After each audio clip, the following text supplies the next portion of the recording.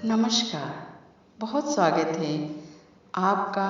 आओ समझें और कॉम्प्रिहेंशन के बारे में जानें, यानी अपठित गद्यांश के बारे में। तो प्यारे बच्चों, आज हम लोग इस गद्यांश के विषय में जानेंगे। क्या आप जानते हैं अपठित गद्यांश क्या है? नहीं ना? कोई बात नहीं, मैं बताती हूँ। अपठित गद्यांश वह गद्य खंड है जो पहले कभी पढ़ा नहीं होता है। कहने का अर्थ है हम उसे पहली बार पढ़ते हैं। वह समाचार पत्र का अंश, लेख, कहानी या किसी पत्र का आदि का अंश हो सकता है। अब प्रश्न ये है कि उस अंश अपठित गद्यांश का करना क्या है?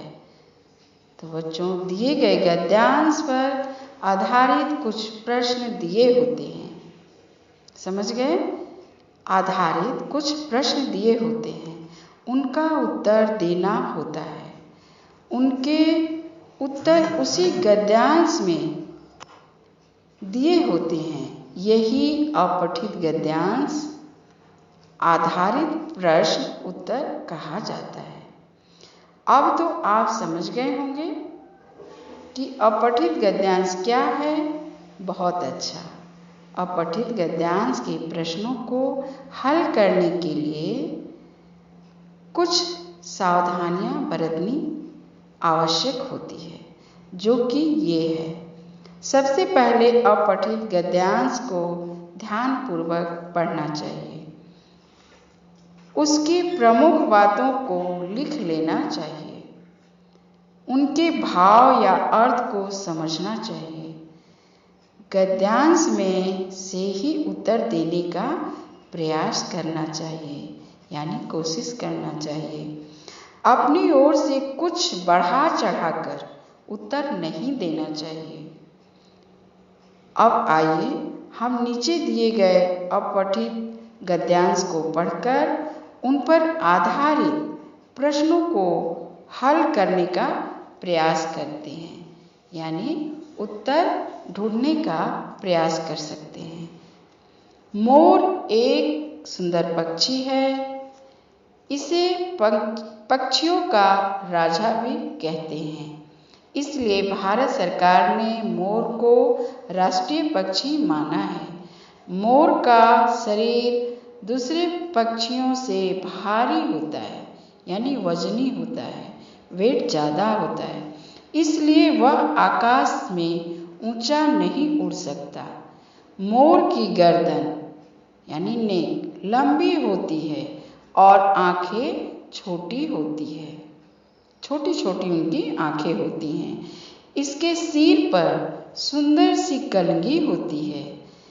इसके पंखों पर आधे चांद के निशान होते हैं। चांद क्या है? मून।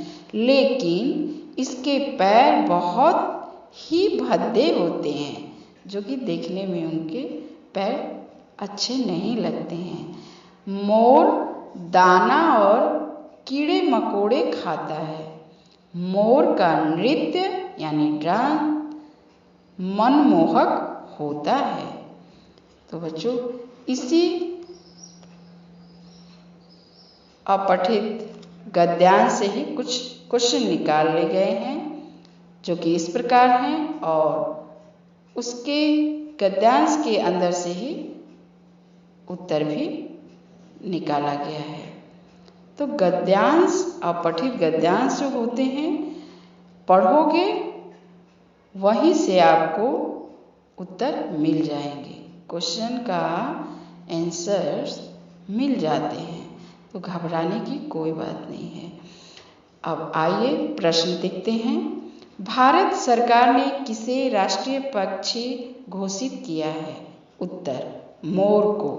प्रश्न, मोर आकाश में ऊंचा क्यों नहीं उड़ सकता?